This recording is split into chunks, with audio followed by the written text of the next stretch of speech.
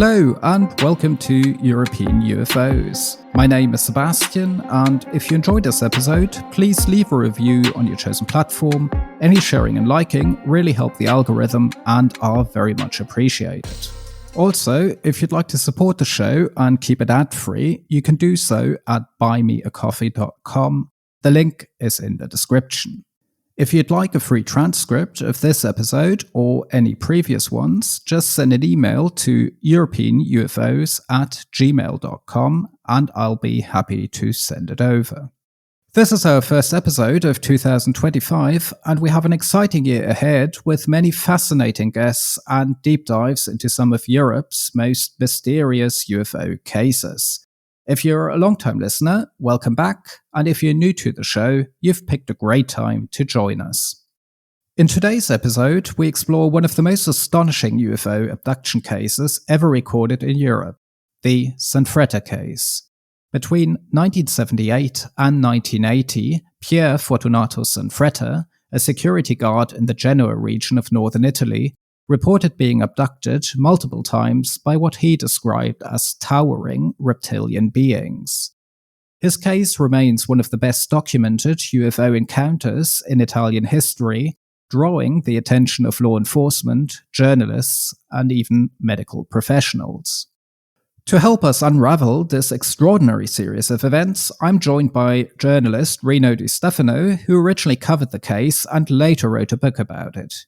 Di Stefano was on the ground, speaking to eyewitnesses, investigating physical traces, and even participating in a rescue mission during one of Zanfretta's disappearances. He will walk us through the chilling details of these encounters, the official response from the Italian Carabinieri, and the impact this case had on Zanfretta himself. Was this a genuine case of extraterrestrial contact, a psychological phenomenon, or something else entirely? Stay tuned as we dive deep into the mystery of the Zanfretta abductions. Hello, Mr. Di Stefano. Great to have you on the show today. How are you doing? I'm fine, thank you. Well, we're here to talk about one of the most intriguing abduction cases in Europe.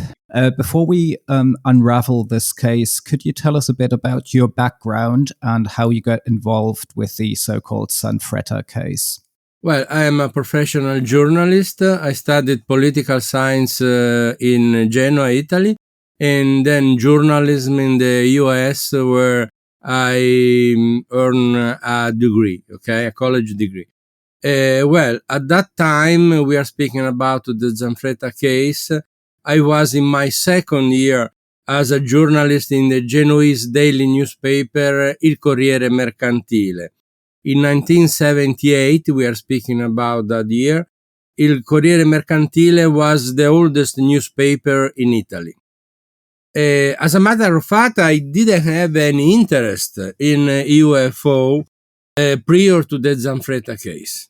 My interest was only the news, what happened in that day.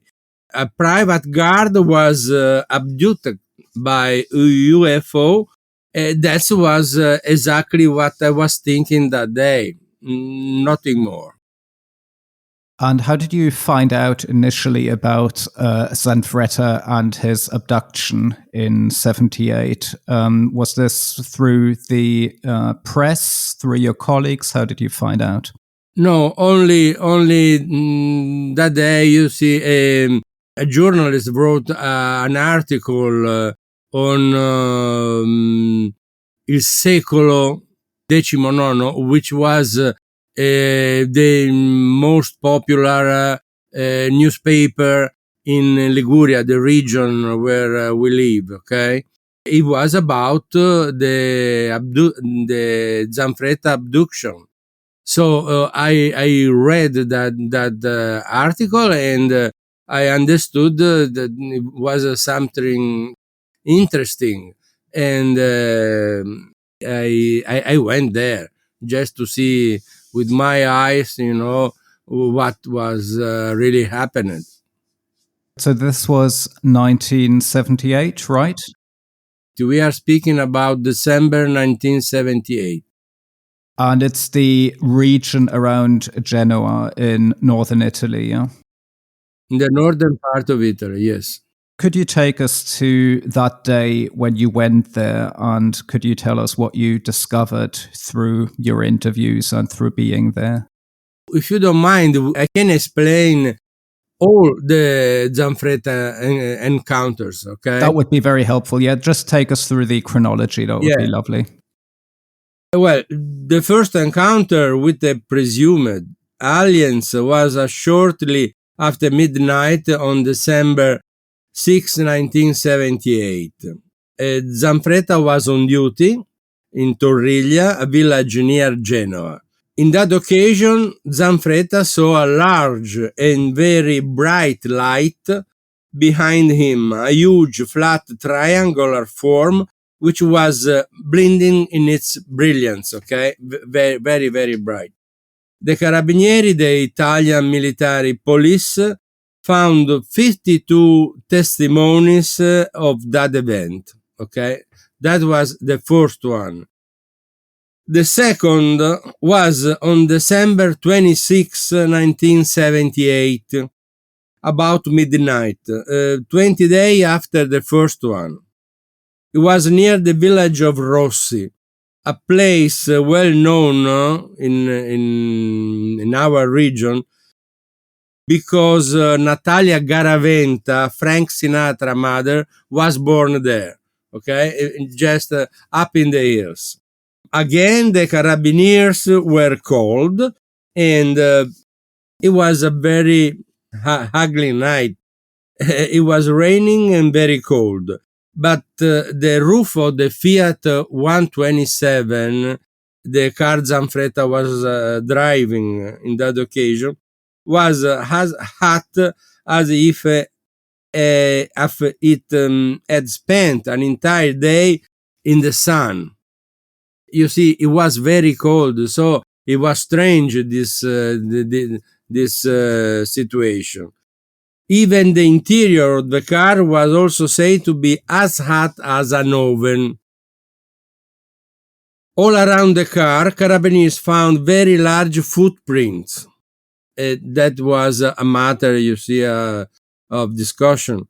These footprints were 20 inches long by 8 inches wide.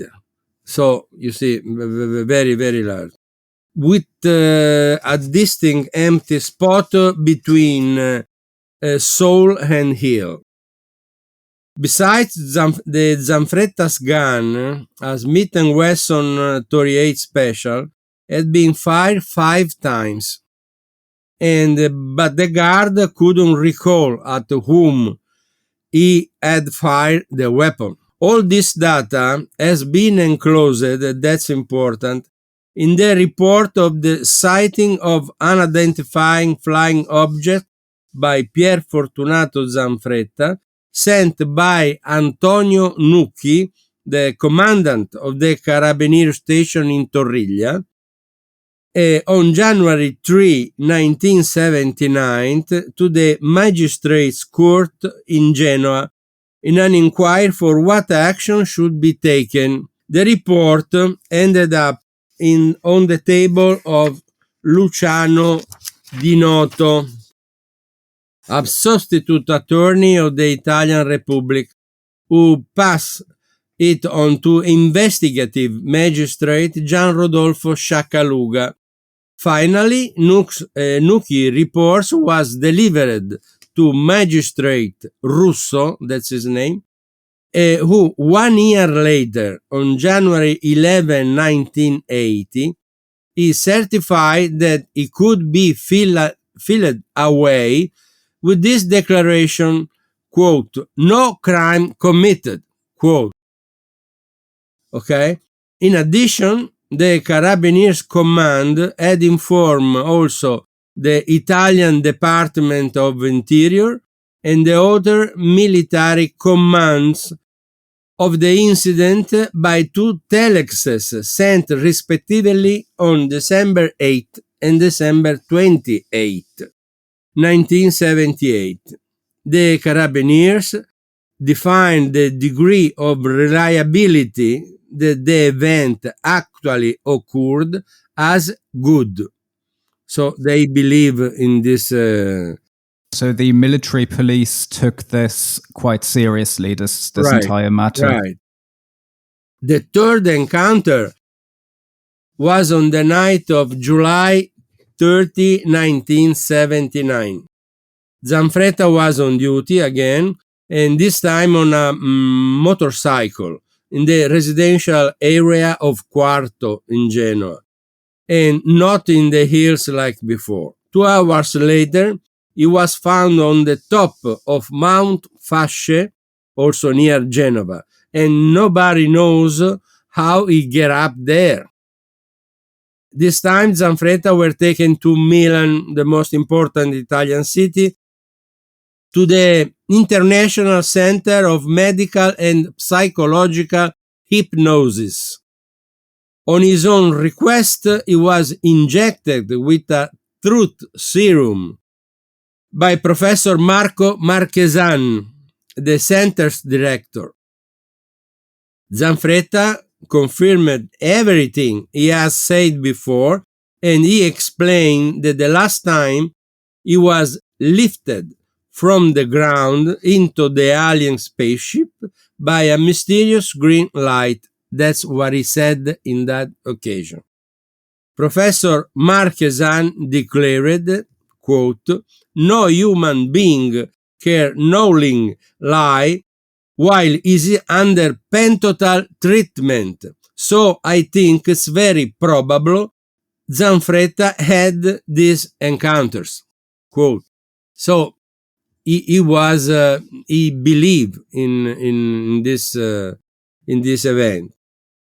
Few months later, 10:30 p.m. on Sunday, December 2, 1979, Zanfretta disappeared for the fourth time while driving an Austin Mini in the suburbs of the city of Genoa. While looking for him, 4 patrol guards clearly saw a very large UFO in the sky. We were again near Torriglia, up in the hills above Genoa. The night was very dark, and from out of a large cloud above the guards, 2 lights came on and shone down directly on the 4 men. The engines of their cars stopped down, and they got out of their vehicles terrified. They were very terrified. Only one of them, the Chief Cassiba, that's his name, reacted and fired his gun at the UFO. The light turned off and the cloud moved away. It's important to say that one of these guards was so shocked that he never completely recovered his mental stability. A few months later, he killed himself with a bullet in the head. Zanfretta disappeared again for the 5th time on February 14, 1980. That silly night, I participated in the rescue operation, again near the village of Rossi. When he was found by his colleagues, the guard was freezing and in a state of shock. A villager living nearby said that a few minutes before the rescuers arrived, he saw a huge, brilliant mass in the sky shaped like a football balloon. During the next hypnotic session, Dr. Moretti faced a new problem. Zanfretta suddenly started to speak a strange and unknown language. He was uttering words like these: Ikisnawa, Sinaila, Isnege, Ilselai, Go, Ge, Shi, Nis, Ke, Iksi, Kai, Snowe, Kisnawag, De Ayex, Pishinau, Keep Na Te Zdei. Absolutely not comprehensible. I took the registration to the Department of Glottology of the University of Genoa, but nobody understood what kind of language it could be.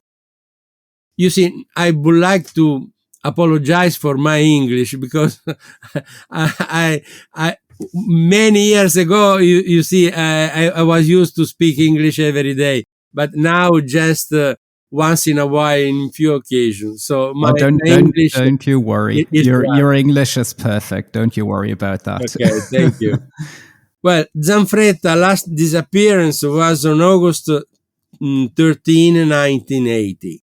But he was reached before he made a contact with the presumed aliens. The last hypnotic regression was illuminating. The guard was absolutely out of control and didn't answer any question at all. Quote, "What is happening here is scientifically inexplicable to me," said Dr. Moretti, the hypnotherapist. Under interrogation, Zanfretta kept saying during hypnosis, "question with negative answer, fixer." So it was not, he didn't give any explanation anymore. Okay, this is, you see, is the whole encounter, the 6 times he had the encounters. Thanks a lot for this tour de force through these rather shocking episodes in Zanfretta's life. So this is quite a complex case, not only because there were multiple abductions in a relatively short period of time, but also because there were different parties involved, and it was quite a high visibility case in Italy and beyond. Perhaps we could unpack this a bit. I think we now have a good idea of what happened, but let's focus on different aspects of the case. So could you tell us a bit about Zanfretta himself? What kind of background does he have? Who was this person who got abducted? At that time, Zanfretta was 26 years old, married and father of 2 children.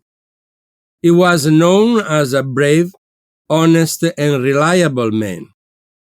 For example, Antonio Nucchi, the commandant of the Carabinieri Torreglia station, has stated that he was very confident in the testimony given by Zanfretta.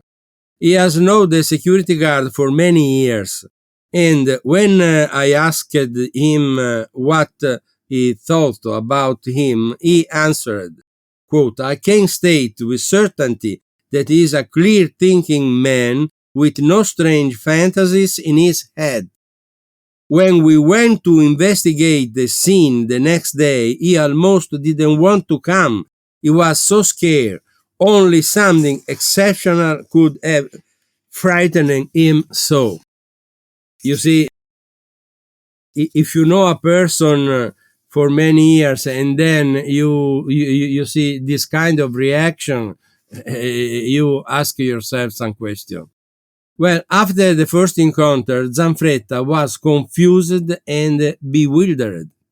Then, in an attempt to end any further disturbing discussion of the incident, the Institute of Albisagno asked Dr. Giorgio Giagnotti, a prominent neurologist at San Martino Hospital in Genoa, to examine Zanfretta. He said, "The man in a state of shock," Dr. Giagnotti diagnosis, "but is perfectly sane." So he was not the only doctor to have that opinion. Zanfretta was also examined while on camera by Dr. Cesare Musatti, a famous psychoanalyst called the father of the Italian psychoanalysis. On that occasion, Zanfretta said that Musatti said that Zanfretta spoke in good faith, even if it was hard to differentiate objective facts from subjective experiences. So by all accounts, so he went through medical assessment and there is no psychological pathology or anything. He seems to be sane. Yeah. Yeah. Yeah. So he was working for a security firm, yeah? Yes. Could you explain this a bit? So is it kind of like a sort of is it affiliated with the police somehow because they were armed, they had guns? So how did this work in Italy? They were guns, and they were just private guards.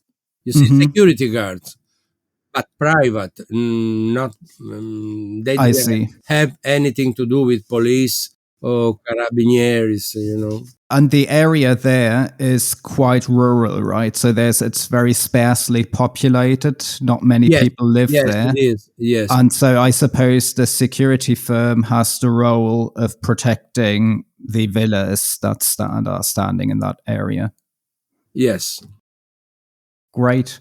Okay, so we've established, based on medical records, Zanfretta seems to be in good shape, good health. His colleagues also have nothing bad to say about him. On the contrary, they characterize him as someone who's brave and, willing to take risk. In all of these cases, what did hypnotherapy reveal? So on the one hand, we have the objective things that happened, like he disappeared for certain amounts of time and then his colleagues found him. What did Zanfretta have to say about his experiences during hypnosis? As you know, the hypnosis regression could be much more subjective than objective. So we can be sure about what the patient says during the session, but in some occasion, and if we can verify the information and come up from the hypnosis regression, we have a much more credibility to count on. I give you an example. On December 3, 1979, in the evening, Dr. Moretti made his hypnotic regression on Zanfretta. What occurred was quite astonishing. At certain points, Zanfretta uttered this word: "Where have you been? And what do you want to do in Spain? Why? But altogether, that will scare people." The next day, on the morning of Tuesday, December 4, 1979, I was in my newsroom. I was on duty, working. And about 10 a.m., the international service of the Italian press agency ANSA carried a news item about a Spanish dentist, Dr. Alfredo Sanchez Cuesta, who on the Saturday night just past was driving in Guadalajara, about 9 miles from Madrid, when he saw a very brilliant UFO, which followed his car for about an hour. The UFO was at 50 feet above the car, and Dr. Cuesta, terrified and blinded by the UFO, lost control of his car and went off the road. Was this a coincidence? And why, if Zanfretta's story recounted under hypnosis is imaginary, did the guard mention Spain? And what about the coincidence in the dates? Zanfretta said he was abducted by aliens on Sunday night and gave his account under hypnosis on Monday evening. Dr. Quest's adventure occurred on Saturday night. Before Tuesday, no one in Italy knew about Dr. Quest's adventure, and it was only on Wednesday that the Italian public was finally informed. So, I let you make what you will of this fact.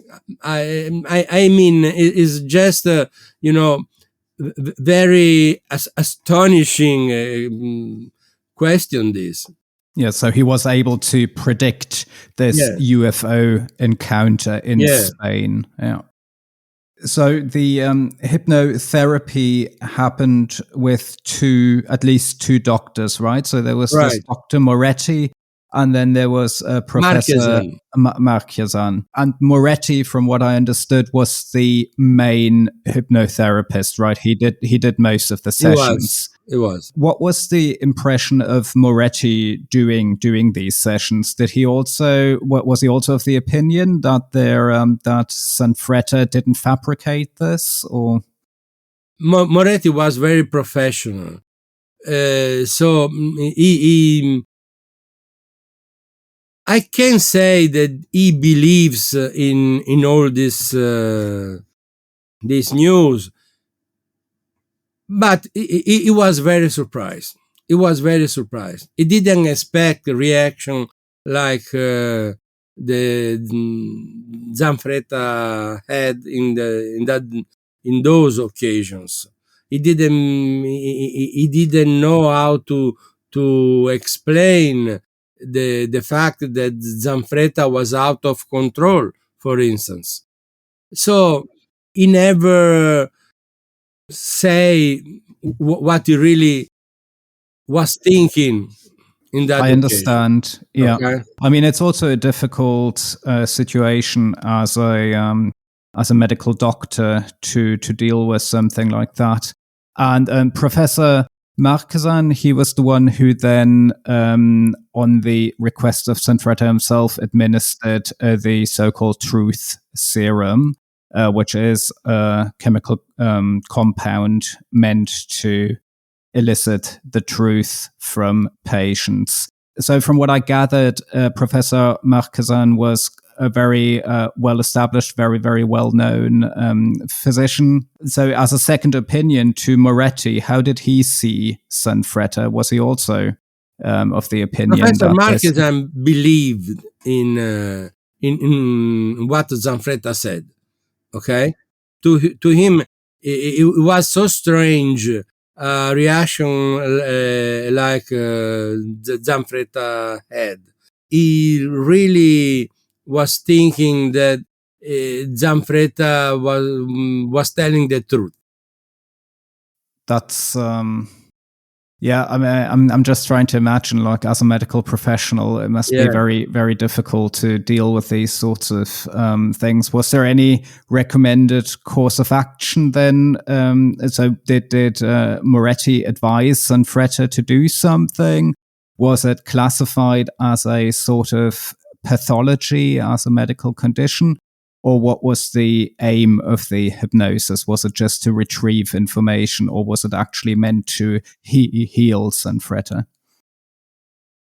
It's not easy to give an answer to a question like this. But as I told you about footprints, testimonies, and the Spanish adventure, so you have an idea about what happened in those days. But we didn't find so many evidences in all the Zanfretta case. Maybe a proof could be what happened to the security guard during the rescue operation up in the hills of Genoa. But many of them, many of the private guard, the security guard, saw something they will never forget. I mean, we have these eyewitnesses of this situation. A large, very bright UFO was seen by a lot of people in those days. Even Antonio Nucchi, you see, the same commandant of the Carabinieri Torriglia station, has been twice eyewitness of that strange events. Personally, he saw this figure. Nevertheless, we should not forget that people didn't like to talk about UFOs. Okay, so they don't want to talk. They prefer, to be silent because they were afraid to speak about that. So one thing that I found quite surprising is that over 2 years, the employer of Zanfretta, that security firm, did not choose to lay him off or rather to fire him, despite all of his rather weird encounters. So it seems there was quite a high level of loyalty and also trust in Zanfretta. Could you shed some light on this? So what was the role of the security firm and his colleagues in all of this? You mean the public reception? No, so it seems there was a rescue operation organized by his boss and his colleagues. And what was the general appreciation of the security firm of all the events that unfolded in these 2 years? In those days, many people spoke about the Zanfretta case, but only few of them got more information about what really happened in the hills near Genoa. You see, there was no clear explanation at all. And after a while, everybody want just to forget that period. You know, they like only who read my book knew the fact and took interest in that 2 years event. For instance, the people who study ufology, you see that there are many people around Genoa about they did this kind of activity, didn't like the Zanfretta case. Since they have been turned away from the investigation, they never accepted what occurred from 1978 to 1980. For them, it's just a journalistic report, something unrelated to their own culture. Okay? But not only that, some years later, Zanfretta was a traumatic man, okay? Because he was shocked. Even now, he's a traumatic man. Now, in this period, I mean. He didn't remember what happened, so he tells his story in a very fantastic way. It was not anymore the Zanfretta case, what he was telling about. It was something very, very different because you see, he didn't remember. So he just invented, he just make up some new version of the facts. So it is not any more reliable about his own story.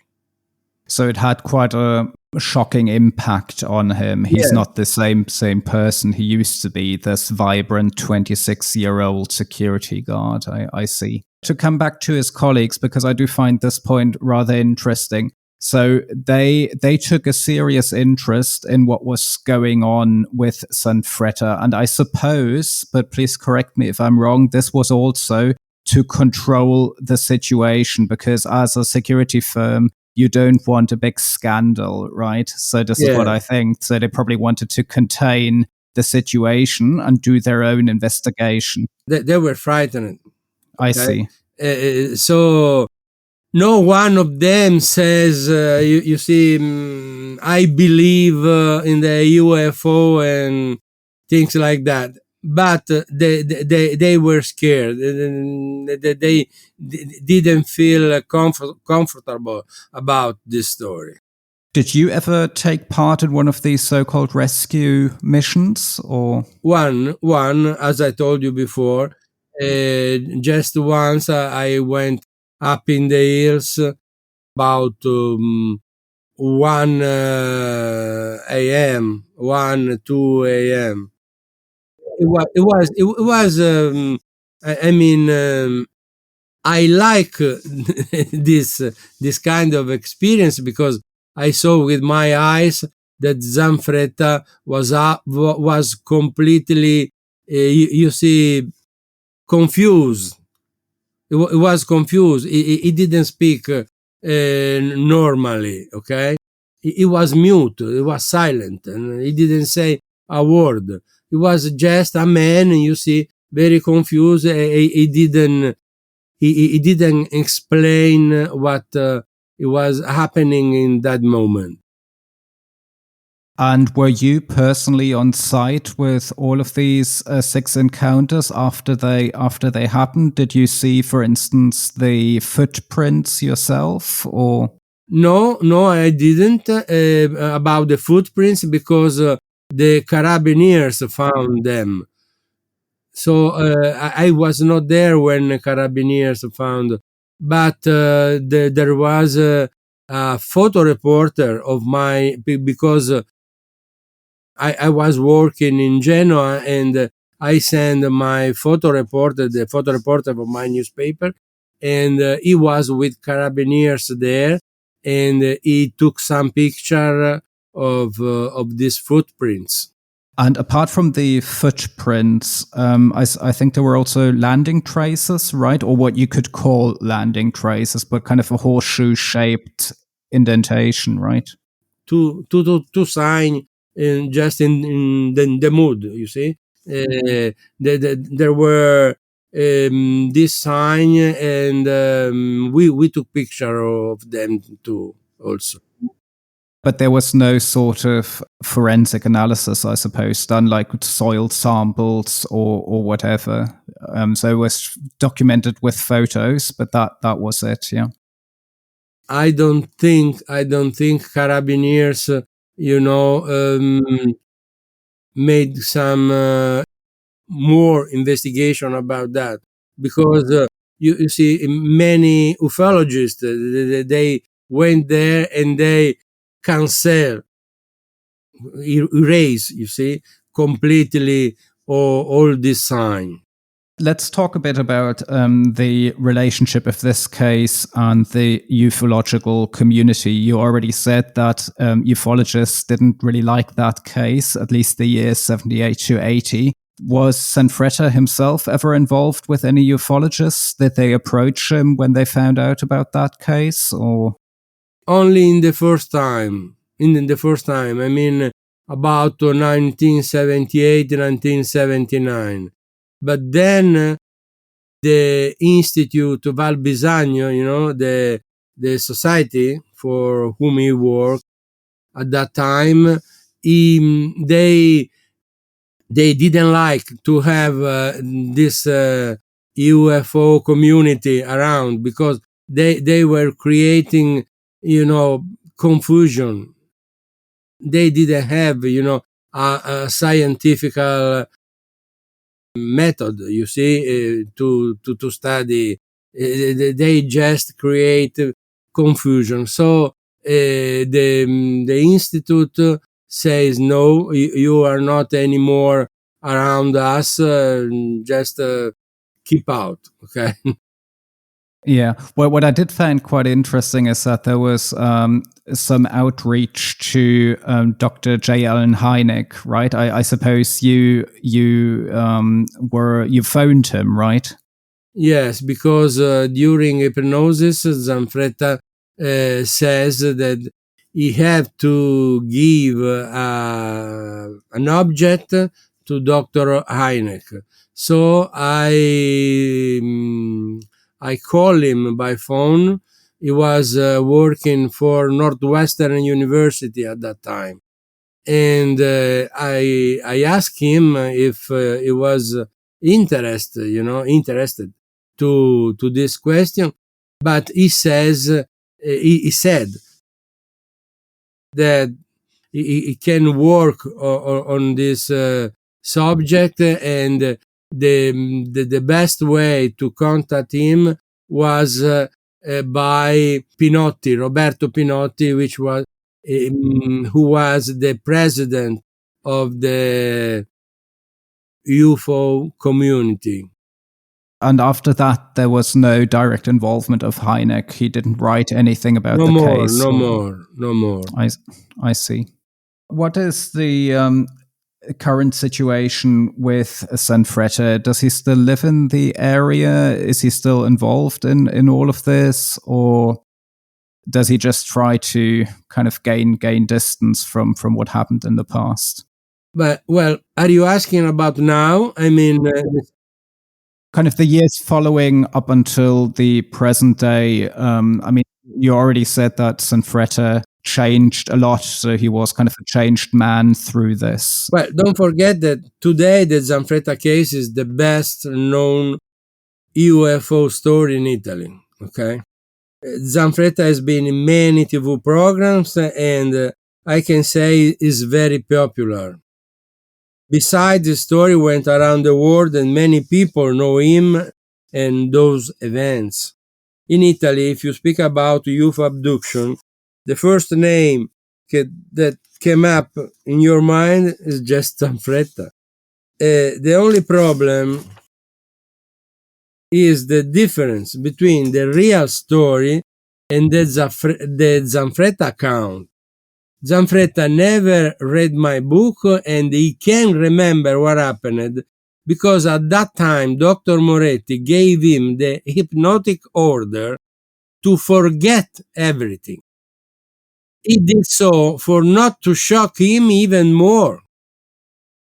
But the result, as you can see, was not so good because Zanfretta now, he's speaking about some fantasies, some story very, very different from the one he lived in reality. And does he claim that he's still being abducted, or does he say, "Well, all of this stopped"? No, after? I don't think. I don't think he is following any doctor now. Yeah. So no, but he wasn't. So after these episodes, he wasn't abducted anymore. So the stop. He said he had 11 times. Oh, okay. 11.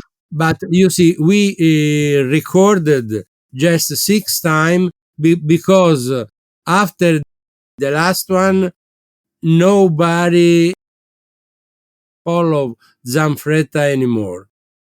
Why is that? So we don't have any record about if something happened after 1980. Why was there no interest anymore in his case? I think people was very boring about this story. You see, we are speaking also about an inexplicable story. So since they didn't have any explanation, at the end they just try to forget. That's it. So we jumped around a bit, but I would like to come back to the hypnotherapy sessions. Did Zanfretta, what did he have to say about the aliens, or whatever you want to call them, themselves? Did he say anything? What they looked like, what they did? What's the information we have about that? Well, Zanfretta is still waiting for his aliens friends. He's still waiting. Okay. So you see, it's not easy to talk with him now because he's a different man. Okay, and he just, in my opinion, to have a different view of what really happened in those years.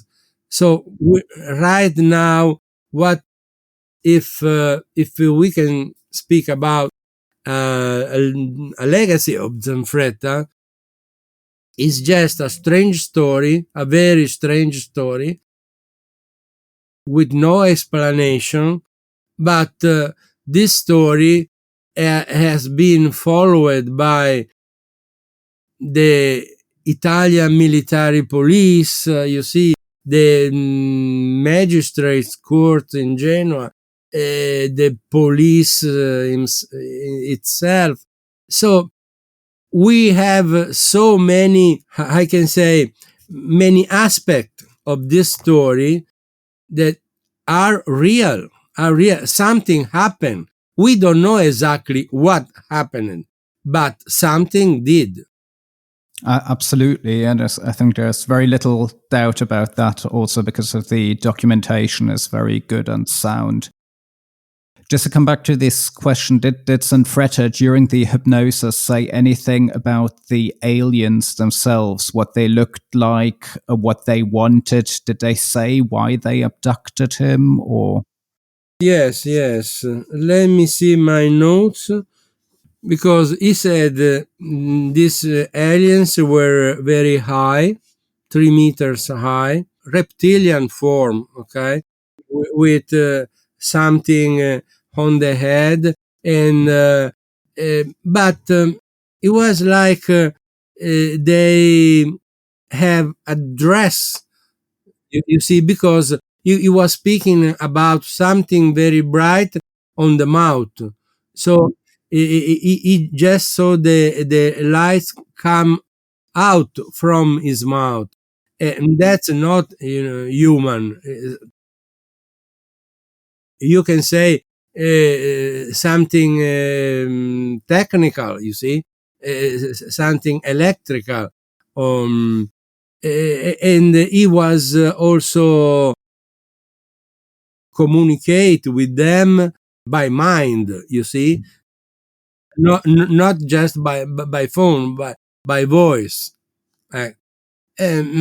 So it was a very unusual description, but that it was.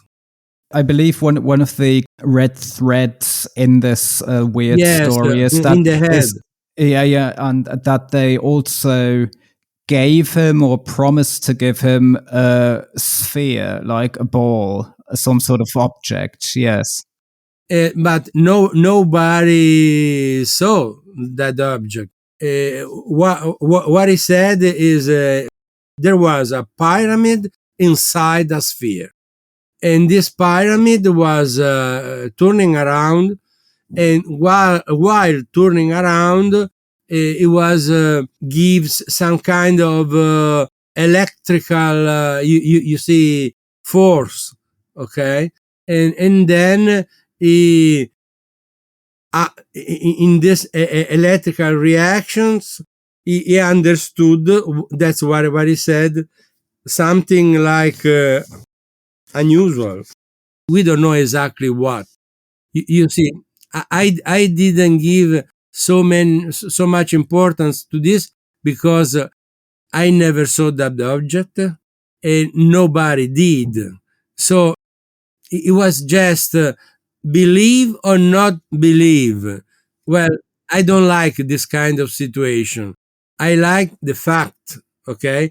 I like to have some proof about that, but not just a words or an explanation by words.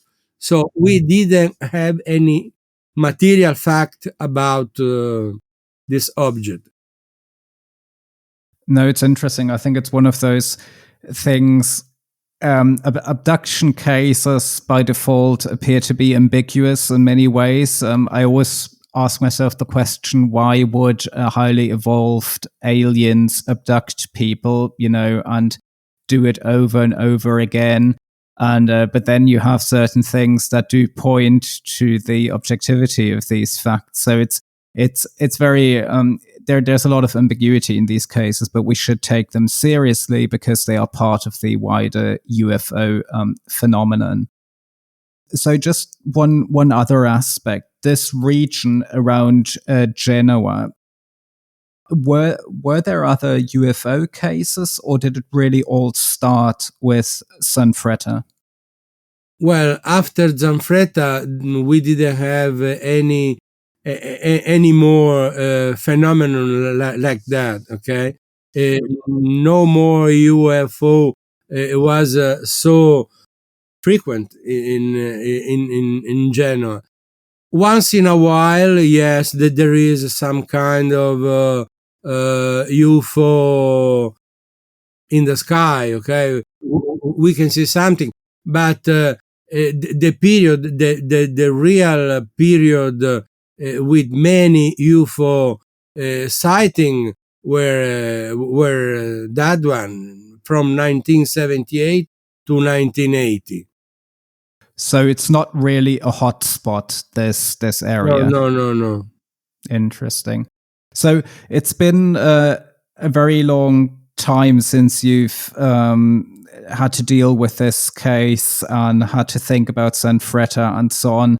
Do you still find yourself thinking about this case, or is it something you've put to the back of your mind and you just leave it alone?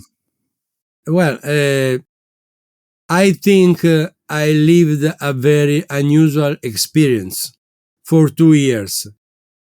And I didn't find any explanation, any rational explanation to what I lived in those 2 years. But what is more confusing, it depends from the number of eyewitnesses I interview. Too many, I think, because you see, only the Carabiniers found 52 eyewitnesses. 52, a lot of people. Yes. And I found many other persons, and they told me, yes, I saw that object in the sky, a very bright object, very large object. We are not speaking about a little object very far, you see. No, we are speaking about a large object, and in some occasion, 50 meters, 80 meters from the ground. So you see, it was very, very bright, very real in people impressions. So is this entire UFO thing, the Zanfretta case, something you still work on, or have you moved on to other things? I suppose UFOs were never really your main topic, right, in your journalistic career? No. It's just in my memory. Okay. Yeah.